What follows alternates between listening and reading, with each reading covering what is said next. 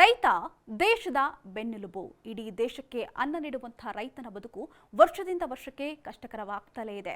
ಅಲ್ಲದೆ ನಮ್ಮದು ರೈತರ ಪರ ಸರ್ಕಾರ ಅಂತ ಹೇಳಿ ಪ್ರತಿಯೊಂದು ಪಕ್ಷದ ಸರ್ಕಾರಗಳು ಕೂಡ ಹೇಳ್ಕೊಳ್ಳುತ್ತವೆ.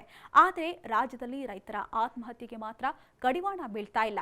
ಹೀಗಾಗಿಯೇ ಕಳೆದ 3 ವರ್ಷದಲ್ಲಿ ರಾಜ್ಯದಲ್ಲಿ 2416 ಮಂದಿ ರೈತರು ಆತ್ಮಹತ್ಯೆಗೆ ಶರಣಾಗಿದ್ದು, ಹಾವೇರಿ ಹಾಗೂ ಬೆಳಗಾವಿಯಲ್ಲಿ ಹೆಚ್ಚಿನ ಸಂಖ್ಯೆಯ ರೈತರು ಆತ್ಮಹತ್ಯೆಯನ್ನು ಮಾಡಿಕೊಳ್ತಿದ್ದಾರೆ.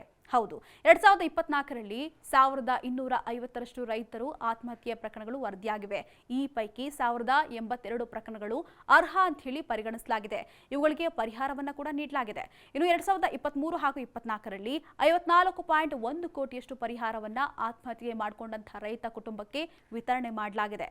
ಇನ್ನು 2024 ಹಾಗೂ 25ರಲ್ಲಿ 1082 ಪ್ರಕರಣಗಳು ವರದಿಯಾಗಿವೆ. ಈ ಪೈಕಿ 920 ಪ್ರಕರಣಗಳು ಅರ್ಹ ಅಂತ ಹೇಳಿ ಪರಿಗಣಿಸಲಾಗಿದೆ.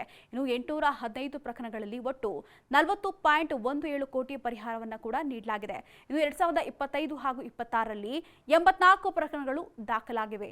ಈ ಪೈಕಿ 65 ಪ್ರಕರಣಗಳು ಅರ್ಹ ಅಂತ ಹೇಳಿ ಪರಿಗಣಿಸಲಾಗಿದೆ.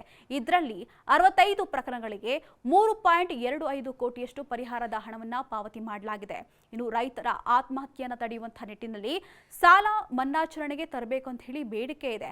ಆದರೆ 2024 ಹಾಗೂ 25ರಲ್ಲಿ ಯಾವುದೇ ರೀತಿಯಾದಂತಹ ಸಾಲ ಮನ್ನಾ ಮಾಡಿಲ್ಲ. 2025 ಹಾಗೂ 26ನೇ ಸಾಲಿನ ಏಪ್ರಿಲ್ ಜುಲೈವರೆಗೆ ಕೇಂದ್ರ ಸರ್ಕಾರದಿಂದ 43,30,829 ಫಲಾನುಭವಿಗಳಿಗೆ ಆರ್ಥಿಕ ನೆರವು ವರ್ಗಾವಣೆ ಆಗಿದೆ.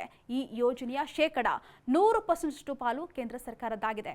ಇನ್ನು 2021 ಹಾಗೂ 22ನೇ ಶೈಕ್ಷಣಿಕ ಸಾಲಿನಿಂದ ರೈತರ ಮಕ್ಕಳಿಗೆ ಮುಖ್ಯಮಂತ್ರಿ ರೈತ ವಿದ್ಯಾನಿಧಿ ಕಾರ್ಯಕ್ರಮದ ಅಡಿಯಲ್ಲಿ ವಿದ್ಯಾರ್ಥಿ ವೇತನ ಕೂಡ ಪಾವತಿ ಮಾಡಲಾಗ್ತಾ ಇದೆ.